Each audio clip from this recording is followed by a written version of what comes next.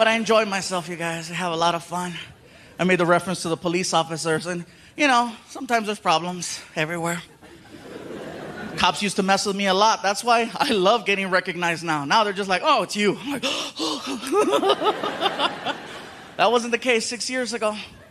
I did a theater show just like this one in the city of San Antonio. As soon as the show was over, San Antonio, ¿qué pasó? As soon as the show was over, you know, I'm hanging out in the lobby, taking pictures and stuff, and then we go outside, and I get stopped in front of the theater, in front of my own poster. How sad is that? You know, freaking. What are you doing? Standing. You have any ID?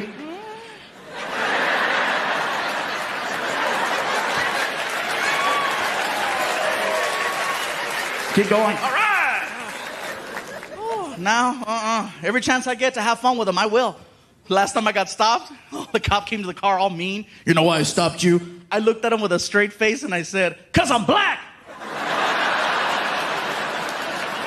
Hell yeah, man. What's up, player? He turned the flashlight on, you guys. Get the hell out of here, stupid. Yay, yay.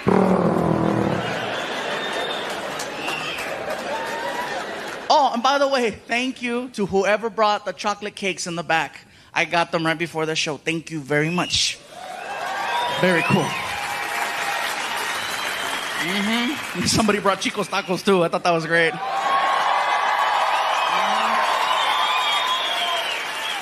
Now, you guys here know what I'm talking about, but everybody that's watching at home, they're like, Chico's tacos? Oh, what the hell's that?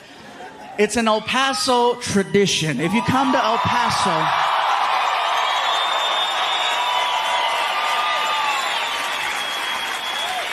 just know that that's right here. That's the tradition in El Paso. I ran into people in other places like Chicago and New York. I'm like, where are you from? El Paso. And I say, Chico's Tacos. And they're like, oh. Like, wow, yeah, that's hardcore. It is the craziest food I've ever tried, you guys. Craziest ever.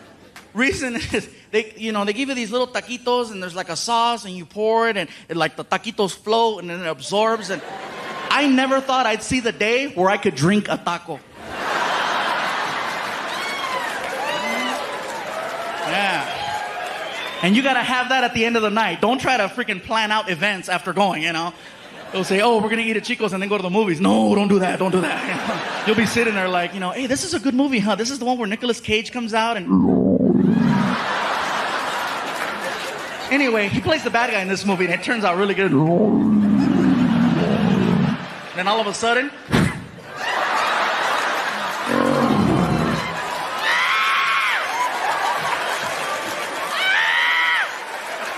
You're running by people. They're like, Chicos.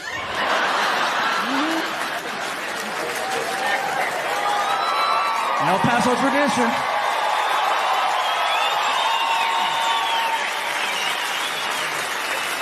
You know what's funny?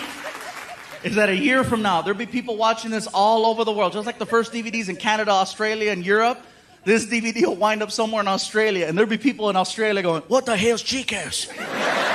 Crocky, we gotta go. We gotta see Chico's. You watch. People freaking out. I say, we must go try Chico's. It sounds splendid. Yes, it does. Drink a taco. I never thought I'd see the day. I'm going to try it. El Paso it is. I understand. I understand why they do this to our restrooms, why they put sensors in places, because they're trying to save energy. They're trying to save water. I live in California. We need water, okay? We do. But some places need sensors, some places don't. Some places are good at teaching us how to conserve energy and conserve water. Some places are horrible at it. Like the hotel that we're staying at. They have a very basic thing that they do. They have a little cardboard sign that hangs on the towel rack in the bathroom. All it says is, please help save water by reusing your towel. And on the back it has a diagram and it shows you the millions of gallons of water that are saved every year when people reuse their towel. I reuse them at home. I got no problem doing that at the hotel. It's my towel. Some people don't want to reuse their towels. They're like, that towel's dirty. Well, if that towel's dirty, then you suck at showers. Because theoretically, that white towel should be white every single time you use it. But no, people like to roll it up and then go expert mode with it. And now you waste more water trying to get that out. Like I said, some places are good at teaching us how to save energy, save water. Some places are horrible at it. I was at a university not too long ago, very close to here.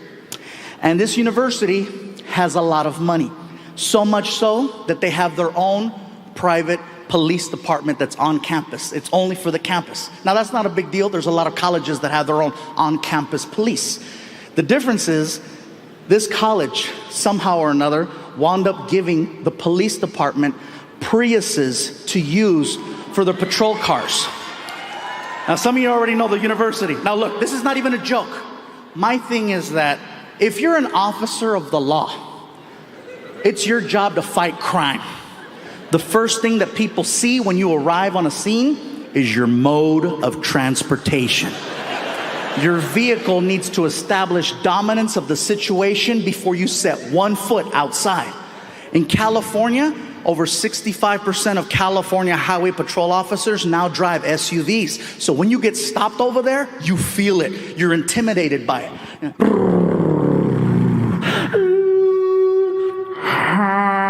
And people jump out on the freeway. Don't kill me! Now, imagine getting stopped by don't let me get stopped by a cop in a Prius with attitude. You know why I stopped you? 'Cause I let you.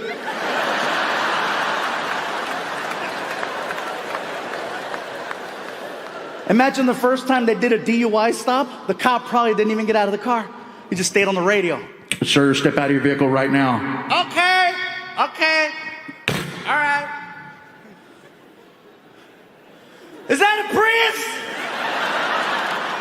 I must be drunk. Sir, walk the line. Okay, all right. Officer, if I gotta go to jail, can you call a real cop car to pick me up? Stop being a smartass. Walk the line. Okay. Hey, real quick. Hey. Charge my phone. That's it. You're going to jail.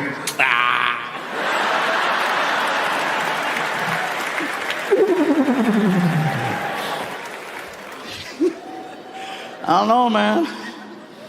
A lot of times. Yes, sir. ¿Qué pasó? I love you too, bro. Give me cake, sugar-free.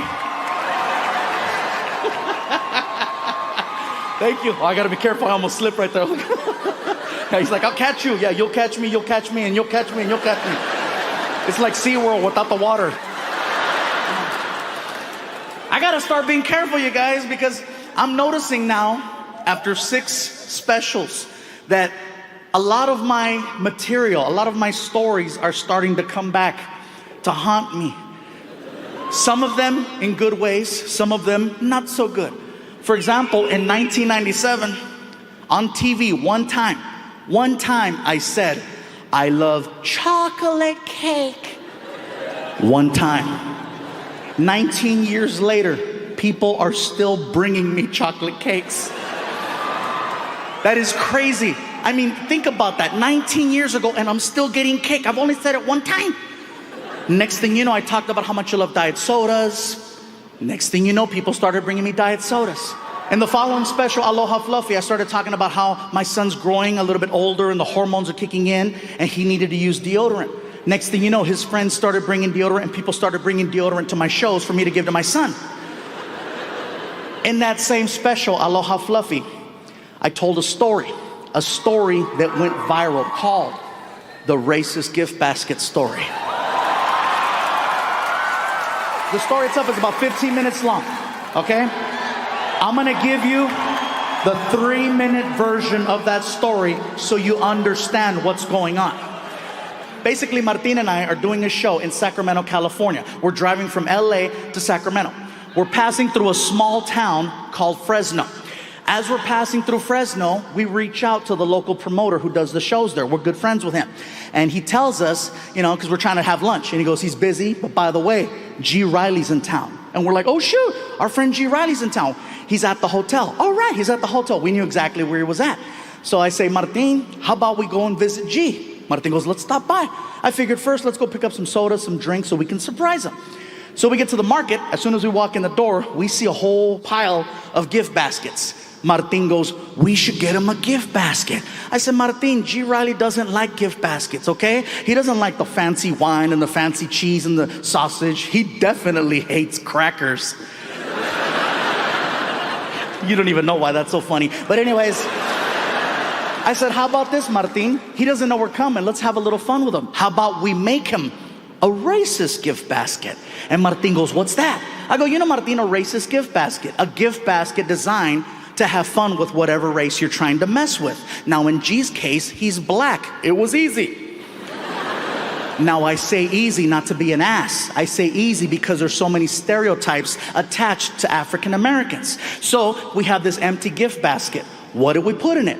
Fried chicken, watermelon, Kool-Aid, grape soda, barbecued potato chips, sunflower seeds, an Ebony magazine, a Chris Rock DVD called Bigger and Blacker, Magnum condoms, Newport cigarettes, a rack of ribs, the recipe for cornbread. We put everything but a white girl with a big ass in the basket. We wrapped it up really nice. We put a big bow on it and we took it to the hotel. We had the girl at the front desk deliver it to his room. Martin and I are waiting in the hallway where he can't see us. So she knocks on the door. G. Riley opens the door. She gives him the gift basket. He says thank you, closes the door. Martin and I run over to the door and we start listening to him opening up the gift basket. As he's opening it, he's getting excited. And he is enjoying every single thing he is pulling out of that basket. He is loving this basket until he realizes it's a practical joke. And then he freaks out because he read the greeting card.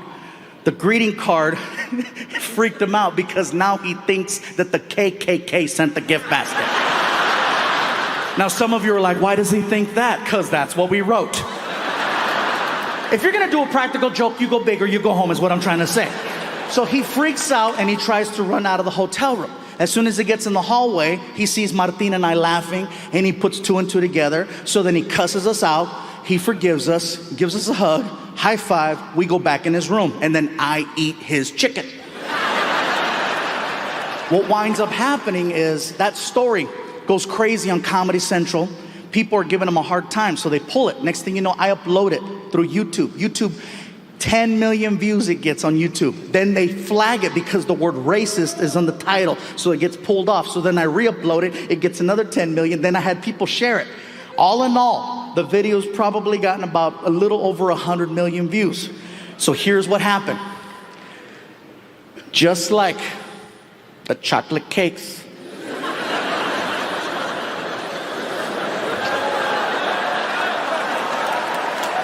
another thing that I now consider a compliment is that from time to time, I have people who are experiencing their first ever comedy event and they're not accustomed to laughing for long periods of time.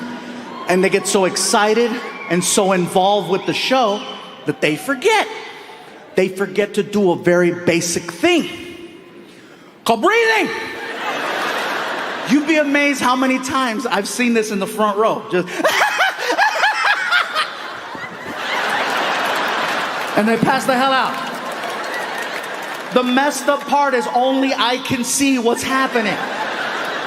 And they're usually like, Fluffy, do something. I'm like, do something.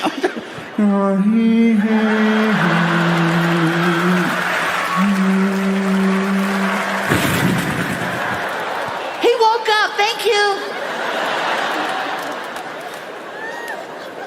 I had a lady one time up in the balcony who laughed herself unconscious, and she went forward and she wound up hitting her head on the rail that was in the aisle. Now I couldn't see this because I'm on stage and I had spotlights in my face, and it wasn't until after the show was over when Martin came back out on stage and he took the microphone and then he tells me in my ear, bro, some lady just got hurt on the balcony, the paramedics are here, they have her in the lobby. let's go check on her. I'm like, let's go. So we go behind the curtain. Security is waiting for us with the car. So we jump in the car and they raced us around to the front of the building. Now, as soon as we get to the front, we see an ambulance. We start walking in. And now, not to take anything away from this serious moment, because this really did happen, it's a little bit funny in the sense that my show just finished and people are now starting to leave the building. They just saw me on stage a minute ago and now they see me walking in the front door. You gotta see it through my eyes, you know.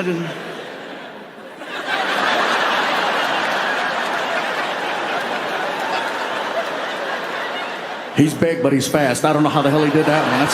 That's pretty good. I come in and immediately I cut right to where the lady and the paramedics are sitting on the steps leading to the balcony. Now the lobby is starting to fill up with people and I'm trying to get from point A to point B without getting stopped. So I started doing this, and I know it's gonna look a little weird, but it worked. Are you okay? Are you all right? People see me doing this and immediately they're like puzzled. The way you looked at me right now, they looked at me like that and they did this. What the hell is he doing? It made everybody take 2 steps back and do like this. It created a hole for me to get to them. And then they see the paramedics and they realize what I was trying to do. Everything was fine till I got really close. And then one of the paramedics calls me out. What are you doing to the lady? I go, listen, sir, the woman obviously sustained a head injury, and I'm just giving her a chance to process the fact that it's really me. And I'm slowly getting closer to her. I realize now that I'm in this incredible position where I can no longer walk up from behind someone at one of my shows and go, hey. Why not? Because then, clear. Fluffy killed another one. So finally the lady looks up. She must have been 55, 60, little Asian woman. She sees me and she's like, you too funny. You almost killed me. I am so sorry. Are you okay? Is there anything I could do to make you feel better? Yes. Yes, I feel better. I would like a 2 t-shirt. I'm gonna get you 2 t-shirts. And 2 DVD. I'm like, you're not that hurt. Get your ass over here. Come on. So I stand her up and immediately one of the paramedics, Hey, she hit her head. She shouldn't be standing. I said, listen, I'm the artist performing here tonight. I accept full responsibility over this woman. I got her. It's cool. Plus, she's tiny. We're only walking 10 feet to the merchandise table. No big deal. So I said, come on, I got you. Let's go. As soon as we start walking, she starts venting. Mr. Fluffy, you have no idea a kind of week I have. My son, he married this girl. She no cook, no clean. Move into my house. Now I have to cook and clean for 2. Oh, some bullshit. And I'm like, oh my God, that's gonna happen to me. Mr. Fluffy, I must apologize to you because I do not know who you are until today. I have a friend who gave me a ticket. She says, Susie, you stress so much. You need to get out. Husband win ticket in the raffle. Only have 1 ticket. You take it. So I look at the ticket. Ticket say, the Fluffy. I don't know what the comedy show is because I never go comedy show. I see Fluffy. I think it's a musical like a Cats. I say, okay, I go see Fluffy Cats. So I come here early so I can get the popcorn and the soda, and so I sit and I wait for Fluffy Cats. Next thing I know, your friend Martin, he walk out on stage with a big hair, big goatee. I say, oh, this not the Cats. This not the Cats. This Lion King. That's a Mexican Mufasa. And he start cracking jokes, and I start laughing. I laugh. Then you come out on the stage. I cannot take, I can't breathe. I black out. And when I wake up, I have an ice pack on the head, blood in the eye, and the two young white paramedics, they both touch me right here. They say, are you okay? Are you okay? Are you okay? What did you tell them? Oh, never better. Susie, never have a two young white men touch me right here same time. Oh, your show very special, Mr. Fluffy. Very special. Your show like a make-a-wish. If I have a scar, You're gonna sue me. no, not going to sue. If I have a scar and the friends ask me, hey, how you get the scar? Now I have a great story to tell. I'm going to say, two white men, same time.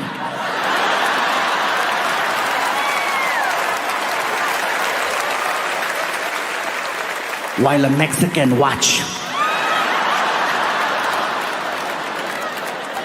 I get her back to the paramedics. The paramedics are like, she's a handful, huh? I'm like, oh yeah, she's horny, she likes you. So here you go. As soon as I turn around, all I see is a lobby full of people and a bunch of cell phones. There's footage of what I just told you out there. Everybody was recording what happened. What I thought was cool is that everybody waited for me to finish with the lady and the paramedics, and then all of a sudden, when I turned around, just people started coming up. Some people wanted to shake my hand, some people wanted a high five. On top of that, we were trying to figure out this whole thing with Netflix and doing a new special. And during the pandemic, 2020 especially, it was not even a possibility of assembling a few people, much less a stadium. So Netflix made it clear, we need a new special sooner than later, okay? This was right before they didn't have Squid Games yet. You remember?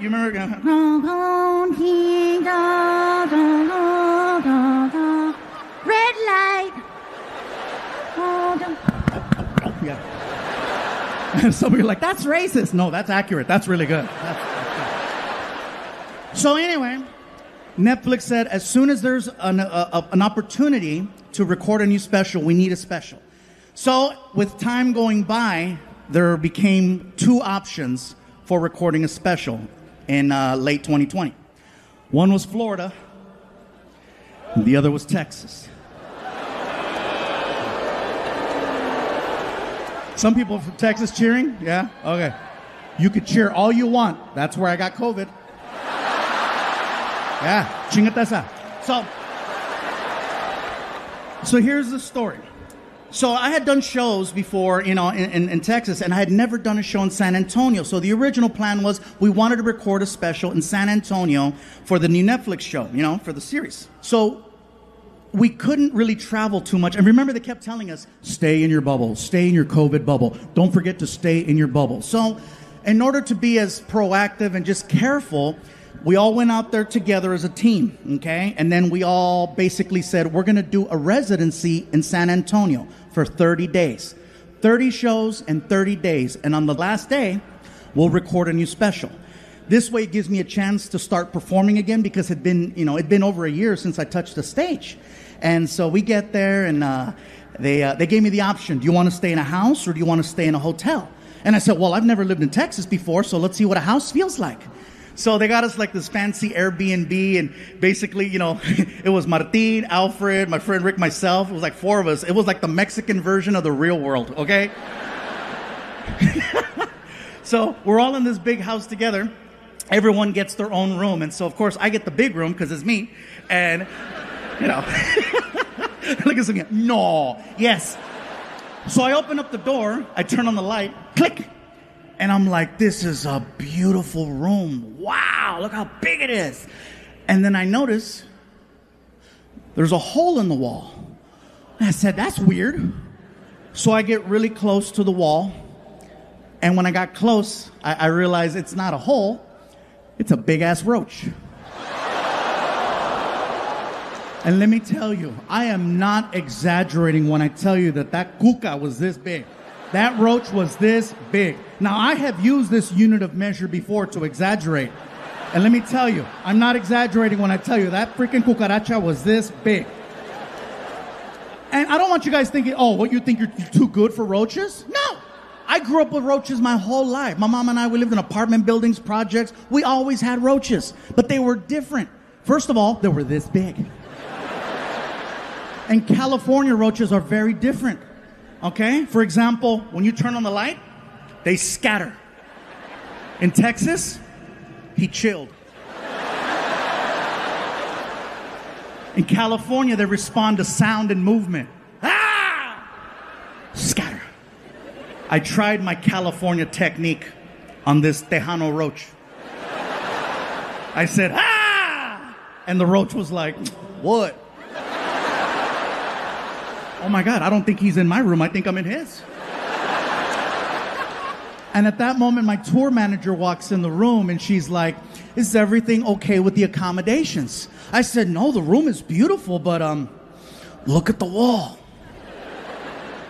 Aw, there's a hole in the wall. I said, get closer. She gets up to the wall and she's like, oh, it's a big ass roach. I said, you're okay with that? She said, he's not in my room. She can see that I'm visibly bothered by this roach. So she's like, would you like me to take care of your little friend for you? And it is a little emasculating because I'm a big guy and she's like 5'2". So she's like, move, fool. She takes off her shoes, she grabs it, she gets up on a chair, and she brings it back, and she's like, you know, soy la 69. Bam! Nailed that roach. Threw down her shoe, put it on. I look at the wall, and it kept moving. And I said, you have angered our friend. And she was like defensive. Fool, round two. So she grabs her shoe, gets back up on the stool, and she brings it back. And just as she's about to nail this roach for the second time, that shit started flying. It was a Harry Potter roach. Oh, man, mira. She's ñañeras, man. So anyway, we were there for 27 days. And for some reason, on the 27th day, out of a team of 30 people that were there to film a special, I was the only one that tested positive for COVID-19. No one else got it. Not Martin, not Alfred, nobody. And I told Martin, dude, I don't know where I got it. And he said, I think you got it from the roach.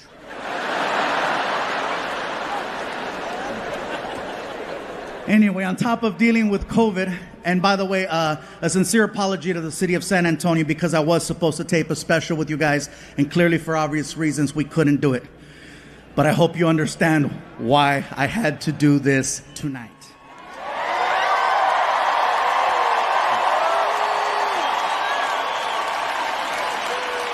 On top of dealing with COVID, the vaccine situation, I come to find out someone was trying to extort money from me. Yeah, and they weren't even family. So chingate esta, watch. I get a phone call from my manager telling me that someone reached out claiming to have video footage of me being inappropriate with models. Yeah, see? Look at it.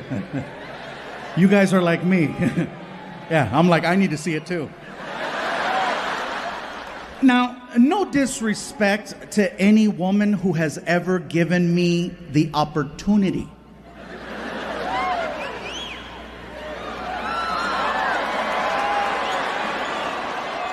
But none of them were models. Maybe a couple of cochinas from West Covina, maybe. But they were not models. They were not models. They were just good citizens. Thank you. So anyway, they said I had until 9 a.m. to make a deposit of $50,000 into an account, or they were going to release the footage to TMZ and my career was going to be over. When I got the message, it was already 6 p.m.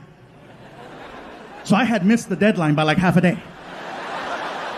So I was like, well, let me turn on the TV, still, see if I still got a yab. And clearly this is the first time you guys are hearing about this because there was no footage. They were just trying to scare me into giving them money. The only reason why I'm telling you the story is because only 50,000? Like seriously, that's what my career's worth? Don't get me wrong. I know when I said 50,000, some of you were like, "Oh," and it is a lot of money. But if you're gonna go after a celebrity, $50,000 is really low.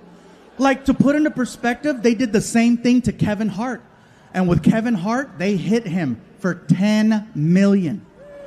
$10 million, which lets me know where I stand on the comedy totem pole of success.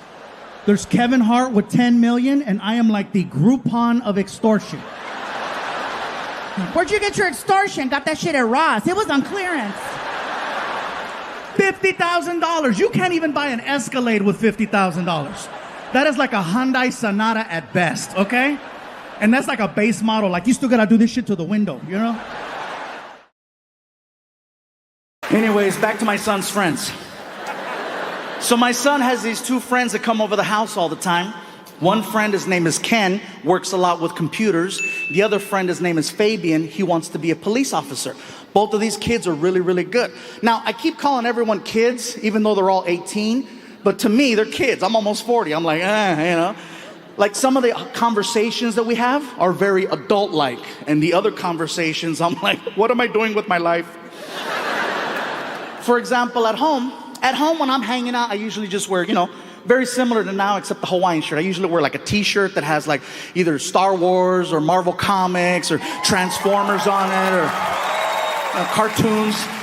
I like wearing stuff like that around the house. One day, I'm wearing a t-shirt that has the Avengers on the front. And I walk into the living room, and my son's friend Fabian sees me wearing this shirt. And so he starts pointing. And I'm like, what's up, dude? He goes, weak. Excuse me? Weak. And then he says, DC's better. What did you say? DC's better. I'm like, DC's okay. Obama lives there. They pass laws. They got hotels, historic museums. It's not even a real state. I don't know why you're getting cray-cray. He goes, nah, fool, DC Comics. And I'm like, hey, man, I'm almost 40. I don't care. It's just a really cool shirt. I like it. It fits. No big deal. That's because they are. I go, you need to relax. They're the best. I go, you need to chill. And in my head, I'm like, why am I having this conversation? I have better things to do with my time, like trying to get my son on an elephant. But no. The kid in me's like, why are they the best? And then he points at the shirt again. Iron Man sucks. Batman's number one. I go, why? Because he is. I go, that's not an argument. First of all, Batman's not the best superhero. I hate to break it to you. He's not. I can hear people already getting ready to boo. They're like, oh, no, Fluffy, don't go there. Don't go there, Fluffy. Don't do it. Yes, I'm going to do this. Watch this. Batman's not the best superhero. Batman is the creepiest superhero. Batman is the creepiest superhero that has ever lived. He even sounds creepy. I'm Batman. I'm Batman. You don't recognize that voice? Want some candy? Help me find my puppy.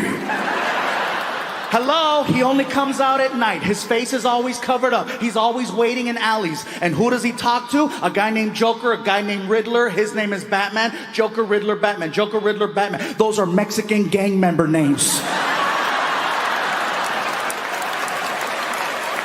Can you imagine if that was Batman's real identity at night? I'm Batman. During the day? No, chingue su madre, soy Batman, loco. Todo el pinche día aquí trabajando y luego le parte la madre Joker. I'm Batman. I said, all right, Fabian, Mr. Batman's the best. Based on my t-shirt says Marvel Comics. I said, I see Thor, I see Captain America, I see Iron Man. Who are some of the superheroes that DC Comics has that makes them better than Marvel? Go. Batman, you said that. Superman, that's a good one. Wonder Woman, okay. Green Lantern, whoa. I said, I know the other superheroes, but Green Lantern? What's his power? He wears a ring, and the ring gives him power. I said, that's a fantasy. I don't know any man who wears a ring who has power.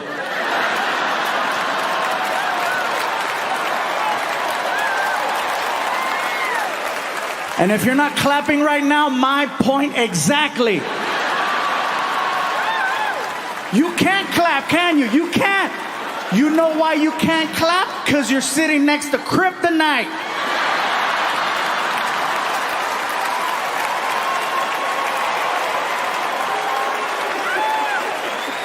He's not even clapping. He's like, no,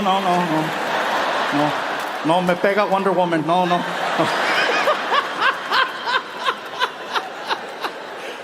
Listen, you guys, I'm not gonna lie. Sometimes I feel just a pinch like a superhero, in the sense that I'm able to walk out in front of large groups of people, change people's moods, make people smile, make people laugh, make people feel a little bit better. By that same token, like any superhero, I have my weaknesses too. You know, I come out here and I make you happy, and then I go home and I piss off one person. Because she don't want to hear about this. She doesn't want to hear about you guys. I can't go home and brag, baby, it was crazy in Chicago. That's nice, take out the trash. But they were clapping and chanting my name. Oh, is that gonna help? Okay. Take out the trash. Take out the trash. Take out the trash. Take out the trash.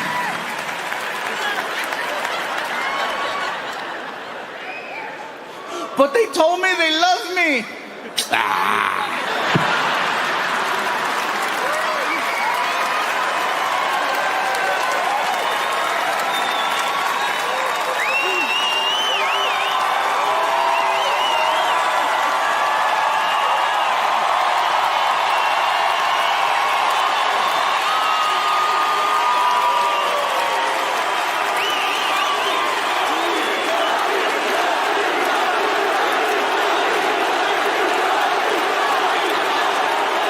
Oh my God.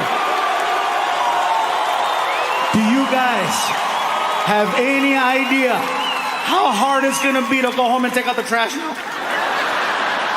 Thank you. Oh my God, this is awesome. I hear some of you too. You guys okay over here?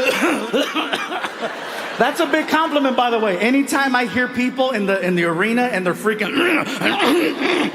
that lets me know I'm making you laugh so much.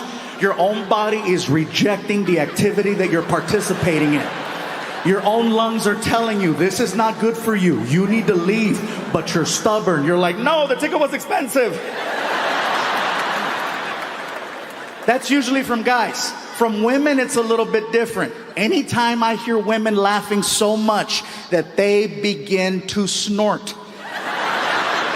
You're already laughing. That tells me I'm making you laugh so much, I'm causing you to inhale and exhale at the same time, forcing you to make that. And if I hear a woman snort more than 2 times, that tells me I made you pee just a little.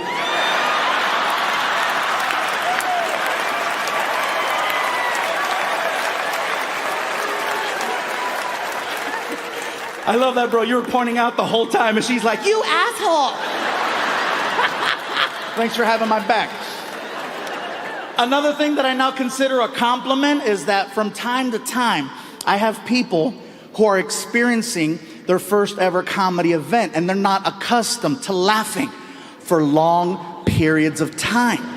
And they get so excited and so involved with the show that they forget. They forget to do a very basic thing called breathing.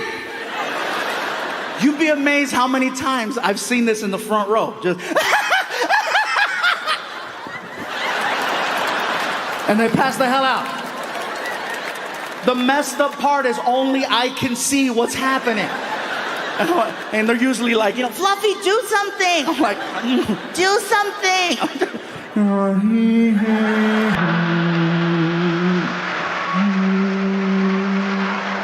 I have way too many good names.